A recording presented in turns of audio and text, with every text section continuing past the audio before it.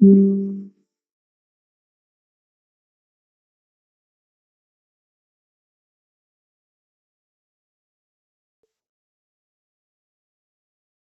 Traders. इस video में हम बात करेंगे इस पूरे पूरे वीक की ट्रेड्स के बारे में रिकैप करेंगे। मंथली पीएनएल डिस्कस करेंगे। अपने ट्रेड्स जो हमने इस हफ्ते में लिए उसका हम लॉजिक बताएंगे आपको। और एंट्री एग्जिट डिस्कस करेंगे। तो शुरू करते हैं। 31 में आज की डेट है। तो हमने जो लास्ट डेट बनाया था 29 मई को बनाया था। तो पहले तो हम बात कर लेते हैं इस पूरे हफ्ते का हमारा व्यू कैसे बना था। पूरे हफ्ते का व्यू हमने आपको डिस्कस किया था पहले कि मार्केट जो है हायर बॉटम बना रहा था, तो इसमें हम एक्सपेक्ट कर रहे थे कि अब मार्केट में रिकवरी आएगी। तो उसी चीज को देखते हुए हमने लॉन्ग साइड के ट्रेड हमने प्लान किए थे। ठीक है। अब बात आती है एंट्री की। तो एंट्री की देखिए, 29 मई की बात करते हैं। तो 29 मई में देखिए वो एक दिन पहले हमने मार्केट में ऑब्जर्व ये किया था कि सेलर ज्यादा बैठे हैं। ठीक है। तो हमें स्टॉप लॉस सेलर के मिलेंगे। तो उसके बेसिस पे हमने बाइंग मोमेंटम आने पर हमने लॉन्ग साइड का ट्रेड बनाया था। ठीक है। तो हमने एंट्री जो ली थी 917 पे ले लिया था। और उसके बाद हमें 200 पॉइंट का टारगेट बैंक निफ्टी में रहता है। और अगर सेंसेक्स में लेते हैं तो भी 200 250 पॉइंट का रहता है। और निफ्टी में हमारा 70 80 पॉइंट का रहता है टारगेट। ठीक है। ओवरऑल हम एक लॉट करते हैं बैंक निफ्टी में और दूसरा लॉट हमारा सेंसेक्स या निफ्टी में हो सकता है। प्रॉफिट लॉस की बात करें तो कंबाइंड हमारा जो प्रॉफिट होता है वो लोअर प्रॉफिट हमारा रहता है 4000 के आसपास। और अपर जो प्रॉफिट रहता है 5500 से 6000 तक रहता है। ये डिपेंड करता है मोमेंटम कैसा मार्केट में आ रहा है। लॉस की बात करते हैं तो हमारा लॉस भी इसी प्रकार से रहता है जितना हमारा प्रॉफिट रहता है। और मैं एक्यूरेसी पर काम करता हूँ, रिस्क रिवार्ड पे काम नहीं करता हूँ। रिस्क मैनेजमेंट करता हूँ और एक्यूरेसी पे काम करता हूँ। तो जो पहला ट्रेड हमने लिया था लॉन्ग साइड का ट्रेड लिया था। इस दिन क्या हुआ था, बैंक निफ्टी ने तो मुझे टारगेट दिया था, मगर जो हमारा निफ्टी था वो पीछे रह गया था। और निफ्टी में मोमेंटम नहीं आ रहा था, जिसके कारण हमने ट्रेड से एग्जिट लेना पसंद किया और 1100 के प्रॉफिट में हमने क्लोज कर दिया। इस दिन भी हमें प्रॉफिट 3200 से 3500 तक दिखा था। ठीक है। बाद में अगर हम इस ट्रेड को होल्ड करते तो हमें निफ्टी बैंक अकेला 4000 का प्रॉफिट देता। लेकिन वो कुछ पता नहीं रहता है। ये और यहाँ पे हमने 917 पे एंट्री बनाई थी। एग्जिट हमने यहाँ पे कहीं ले लिया था 10:23 पे। ठीक है।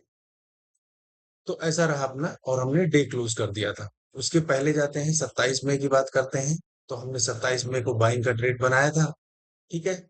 और उसको भी हमने बनाया था वही पहली दूसरी कैंडल निकलने के बाद, एक कैंडल निकलने के बाद। और मेरी एक्सपेक्टेशन थी कि मार्केट कम से कम इस क्लोजिंग प्राइस को ब्रेक करेगा और ऊपर जाएगा। ठीक है। उस दिन हमने सेंसेक्स और बैंक निफ्टी में पोजीशन बनाई थी। तो हमें उस दिन भी टारगेट तो नहीं मिला था, लेकिन 32 3500 का प्रॉफिट दिखाया था मार्केट। उसके बाद मार्केट घूम गया था, तो हम ब्रेक इवन पे ही निकल गए। ठीक है। क्योंकि मार्केट में अनसर्टेनिटी है, तो ज्यादा कैपिटल अपना रिस्क पे अभी नहीं रखना है। अभी जब अच्छा चार्ट चलेगा तो हम ट्रेड को होल्ड भी कर सकेंगे और उसमें पैसा बनेगा ही बनेगा।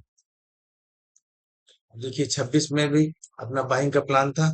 ठीक है। क्योंकि पहला वीडियो रिकॉर्ड कर रहे थे, तो वीडियो रिकॉर्ड करने के चक्कर में हमारी ये एंट्री छूट गई थी। और उस समय ही हमने आपको बताया था कि एंट्री अपनी सेंसेक्स और निफ्टी में यही नीचे बन रही है। ठीक है। क्योंकि निफ्टी और सेंसेक्स हमारे सपोर्ट पे उस दिन मिल रहे थे। ठीक है। तो कोई बात नहीं, ऐसा होता रहता है। अगर वीडियो रिकॉर्ड करने के लिए करते हैं थोड़ा काम, तो उसमें ट्रेड कई बार छूट जाते हैं।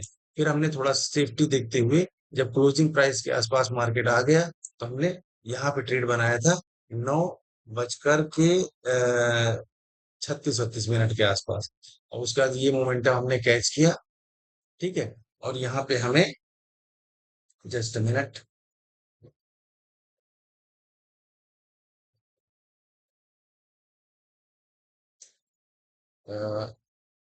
हाँ। तो इस दिन हमें टारगेट मिल गया था।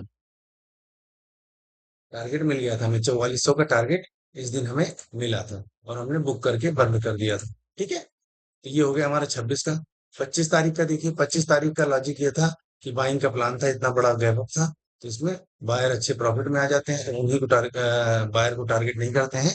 बायर की डायरेक्शन में ही हमें ट्रेड बनाना रहता है। ठीक है। तो उस दिन हमने क्या किया, हमने पेशेंस रखा, क्योंकि हमें पता था सेलर के एसएल नहीं है। तो हमने वेट किया कि सेलर के एसएल क्रिएट हो जाए। तो हमने देखा मार्केट भागता ही गया और 942 पे जाकर के हमें थोड़ा सही एंट्री मिली। एंट्री कब बनाया हमने? हमने देखा कि निफ्टी और सेंसेक्स अपने लो के आसपास आ गए हैं, लेकिन बैंक निफ्टी जो है अपने हाई के आसपास होल्ड कर रहा है। ठीक है। तो इसके बेसिस में समझ में आ गया कि मार्केट की में रिटेल की साइकोलॉजी मार्केट ने चेंज कर दिया है। अब हम बाइंग साइड में एंट्री बना सकते हैं। जिसके बेसिस पे हमने बाइंग साइड की एंट्री बनाई और हमने अच्छा टारगेट उस दिन, अच्छा टारगेट हमें 4,000 का दिखा था, मगर टारगेट बुक नहीं हो पाया था। ठीक है। ऐसा ही था उस दिन। ठीक है। तो सेंसेक्स और उसमें हमने एंट्री बनाई थी। अगर हम होल्ड करते ट्रेड को तो उस दिन अच्छा पैसा बन जाता, लेकिन क्योंकि मार्केट इतना बड़ा गैप अप था, तो ये दिमाग में आ रहा था बार बार, और इंडेक्स में मूवमेंट आने के बाद भी प्रीमियम में भी मूवमेंट नहीं आया था। ठीक है। तो हमने 2,000 का प्रॉफिट बुक कर लिया था। देखिए trader, option buying is a different game. इसमें ट्रेड को आपको कब होल्ड करना है, कब नहीं होल्ड करना है, ये काफी कुछ विक्स पे डिपेंड करता है। बहुत सारी चीजें होती है, लेकिन विक्स अगर आपका हाई है और मार्केट में अनसर्टेनिटी है, तो मार्केट दो कैंडल आपके अपोजिट बना देगा और आपका एसएल खा लेगा। ठीक है। तो हमें कोशिश करनी रहती है कि एसएल हमारे कम जाए और टारगेट हमें मिले। ठीक है। तो उसी को देखते हुए हमने चारों दिन लॉन्ग साइड का ट्रेड बनाए थे, और चारों दिन में हमारा, ये कह सकते हैं, जस्ट चारों दिन में मेरा कुछ ना कुछ मार्केट से बना था, करीब 7-8 हज़ार रुपये बना है 4 दिन में। ठीक है। अगर हम लास्ट के 2 दिन में हमें 35-35 सौ के आसपास दिखा, लेकिन बुक नहीं हो पाया, तो ये सब चलता रहता है। तो ओवरऑल ये रहा अपना वीक। अब मार्केट का आगे का भी डायरेक्शन यही बता देते हैं, क्योंकि मार्केट में अच्छी सेलिंग आई है। ठीक है। तो अभी मार्केट पूरा न्यूज बेस्ड चल रहा है। ठीक है। अगर मार्केट इस सपोर्ट के नीचे ही जाने लगता है और वीकनेस अच्छी दिखाता है, तो मार्केट में रिकवरी अभी नहीं हो पाए। ठीक है।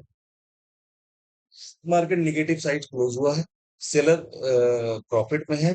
रिटेल में सेलर की पोजीशन नहीं होगी, क्योंकि रिट्रेसमेंट के साथ में सेलिंग हुई है। ठीक है। यहाँ मार्केट सेलिंग दिखाया, जो डायरेक्टली सेल करने आ रहे थे उनको बाहर किया, उसके बाद नीचे आया है। ठीक है। तो रिट्रेसमेंट के साथ सेलिंग हुई है, तो सेलर बैठे नहीं होंगे, तो उनको टारगेट करने की जरूरत नहीं। तो मार्केट यहाँ से अगर सेलिंग साइड जाना है तो ज्यादा ऊपर जाएगा ही नहीं। ठीक है। और अगर जाएगा तो इस सेकंड वाले रेजिस्टेंस के ऊपर नहीं जाना चाहिए मार्केट। यानी कि 700, बैंक निफ्टी में बात करें, 56 54 700 के ऊपर नहीं जाना चाहिए। अगर फास्ट मोमेंटम के साथ इसके ऊपर जाने लगता है मार्केट, तो हम लॉन्ग साइड का ट्रेड बनाएंगे।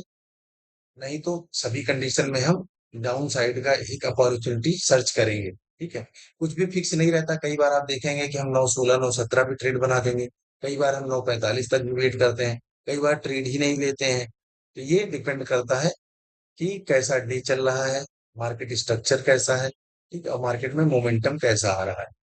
तो ये ट्रेडर टू ट्रेडर सबका वेरी करता है। इस महीने की बात करें तो हमारा 3-4 एसएल का पैसा इस महीने बचा है, क्योंकि मंथ अच्छा नहीं चल रहा है, इससे मार्केट में अनसर्टेनिटी ज्यादा है। तो कोई बात नहीं, हम आगे के महीनों में उसको देखेंगे। ठीक है। ओवरऑल ये है कि माइंडसेट नहीं खराब होना चाहिए, और कंसिस्टेंसी मेंटेन रहनी चाहिए। ठीक है। तो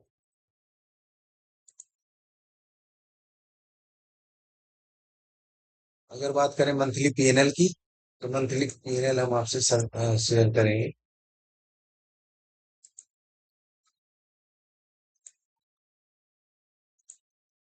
जस्ट मिनट।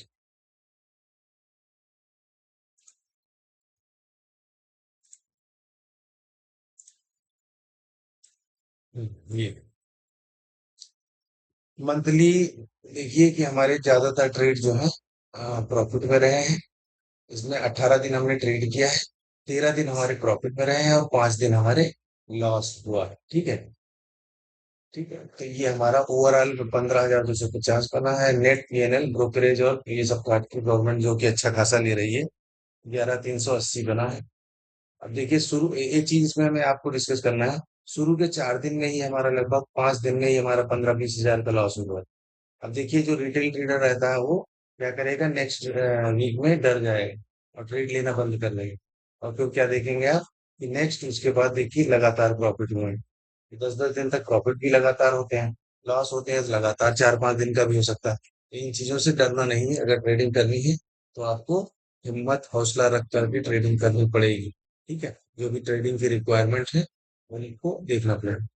ठीक है, अगर आप का सपोर्ट मिलता है, आप चैनल मेरा अगर कुछ ग्रो करता है तो मैं प्ले लिस्ट बनाऊंगा, उसमें मैं बिगिनिंग से लेकर से सब एडवांस चीजें बताऊंगा, और कैसे मैंने लॉस पे कंट्रोल किया और प्रॉफिटेबिलिटी की ओर बढ़ रहा हूँ धीरे धीरे। ठीक है, तो मिलते हैं इसके बाद। Thank you.